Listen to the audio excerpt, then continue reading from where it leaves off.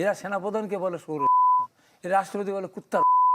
এদের ভিতরে ব্যবস্থা হচ্ছে। এই মুনাফিকদের জীবনে কোনো দলে না নেয়, সংসদের ভিতরে এই ধরনের অসভ্যতা করা অধিকার। দাঁড়িপাল্লা যদি এরা ভোট না দেয়, আজকে তারা এই 70-এর উপর আসন তাদের তারা পায় না, 1-2 পায় না। তাদের আসন হয়তো 20টার নিচে। এদের ভোট না দিতে, এদের ভোট এই 8%, 9% থেকে ভোট কি এমন কাজ করলো তারা দেশের জন্য যে তারা 31% উপর ভোট পেল?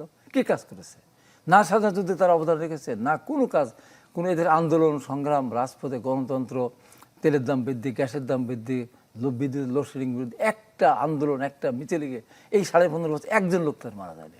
তাদের লোক মারা গেছে 13 সালে শুদ্ধ অপরাধের দায়ে, যাদের রায় হয়েছিল ফাঁসির দণ্ড এবং যাবজ্জীবন, সেই আন্দোলন করতে তারা মারা গেছে। এই 15.5 বছরের আন্দোলন তারা থেকে মারা যায়। আমাদের বিএনপির শত শত মানুষ মারা গিয়েছে রাজপথে, নারায়ণগঞ্জে, মুন্সিগঞ্জ, বিভিন্ন। আমি নিজেও কয়েকবার আহত হয়েছে আন্দোলন করতে গিয়ে। আমি এই মিরপুরে আহত হয়েছি, পাবনাতে লোডশেডিং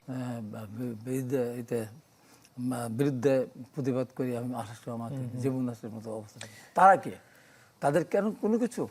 এখন দেখেন এই যে তারা যে কাজটা করলো প্রথম দিনে তারা কি দেখাচ্ছে, এবং তারা তো শপথ ভঙ্গ করেছে, তারা রাষ্ট্রপতিকে মানে না।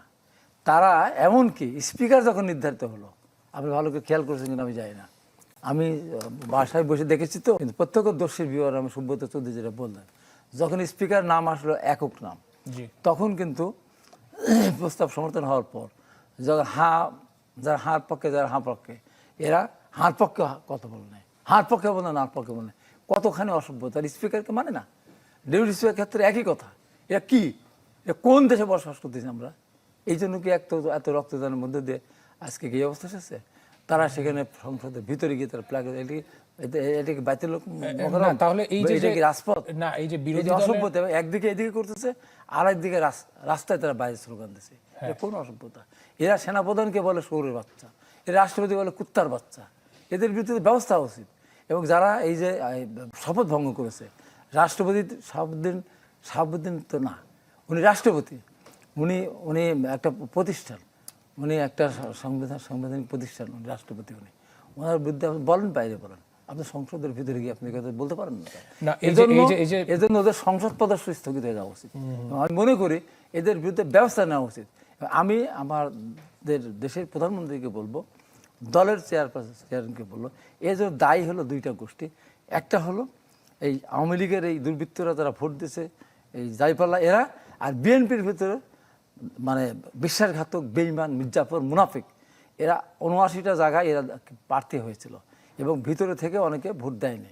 তা নাহলে 20টা আসন, 20টা আসন পেত না। আমার আসলে আমি 50,000 ভোটে জিতে আসতাম, হাসান তাবের তুমি 50,000 ভোটের ব্যবধানে জিতে আসতাম। এই মুনাফিকদের জীবনে কোনো দলে না নেয়, জিতুক আর হারুক, আর এদের বিরুদ্ধে চূড়ান্ত সিদ্ধান্ত দলকে নিতে হবে, প্রধানমন্ত্রী নিতে হবে।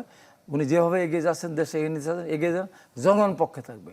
জনগণ এদের এই সমস্ত অসভ্যতা দেখার মধ্য দিয়ে আজকে এদেরকে জীবনের মধ্যে পরিত্যাগ করেছে। ভবিষ্যৎ জীবনে কোনদিন এই বাংলাদেশে 68 আসন দূরের কথা, এই বাংলাদেশে তাদেরকে মানুষ রাজনীতি করতে দিবে কিনা সেই